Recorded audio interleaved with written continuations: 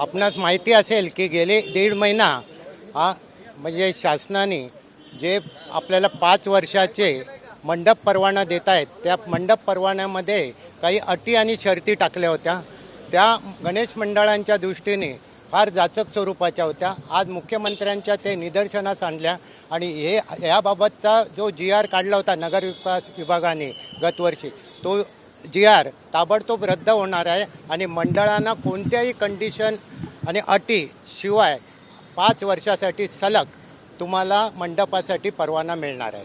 दुसरी एक गोष्ट होती की जे महापालिकेच्या मैदानावर आपले गणपती मंडळांचे जे उत्सव होतात त्याला मंडपासाठी जो चार्ज घेतला जातो तो साधारणतः 70,000 वगैरे असतो. तर त्या दृष्टीने आम्ही रामलीलाला जर तुम्ही गतवर्षी 50% केलेला होता, तर यंदाच्याही वर्षी या गणेश मंडळांना 50% चार्ज घेतला जाईल. या व्यतिरिक्त कृत्रिम तलाव वाढवणे आणि विशेषतः जी गणपती मंडळ वर्षभर उपक्रम राबवतात त्यांना जो असेसमेंट आकारला जातो तो 1.5 लाख 2 लाख असा असतो.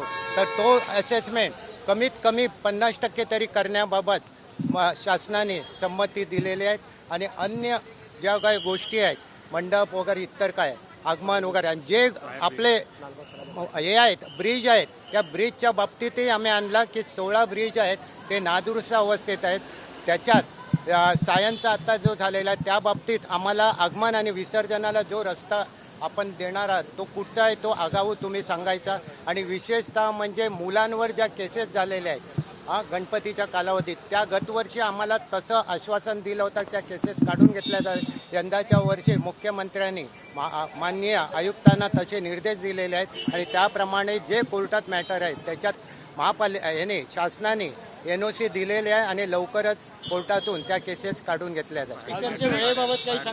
स्पीकर आणि लाऊडस्पीकर लावण्याच्या वेळेबाबत दरवर्षी गोंधळ असतो. नाही, लाऊडस्पीकर आणि तर नॉईज पॉल्युशनच्या दृष्टीने जो डेसिबल आहे तो मेंटेन करायचा. यंदाच्या वर्षी आपल्याला 4 दिवस दिलेले आहेत. त्याच्यात दुसऱ्या दिवशी दिलेल्या आहे 5व्या 7व्या दिवशी आणि अनंत चतुर्दशीला रात्री 12पर्यंत धुलीशेपक लावता येईल आणि निर्माल्य कलश वगैरे याची सगळी व्यवस्था केलेली आहे.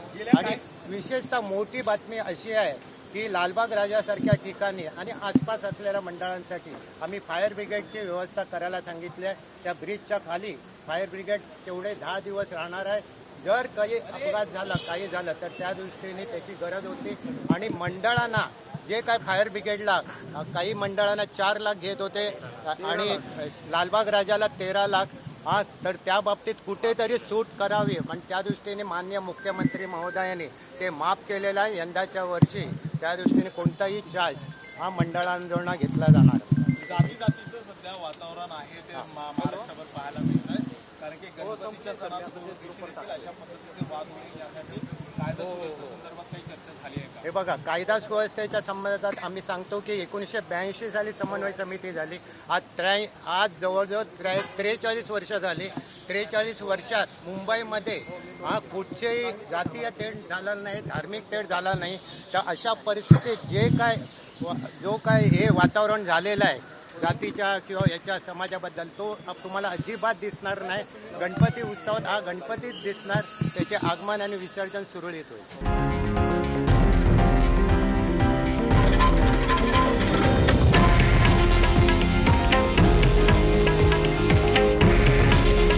हे आहे देशातील नंबर 1 न्यूज नेटवर्क आणि आपण पाहत आहात TV9 मराठी. काळजी तुमची, हित महाराष्ट्राचं.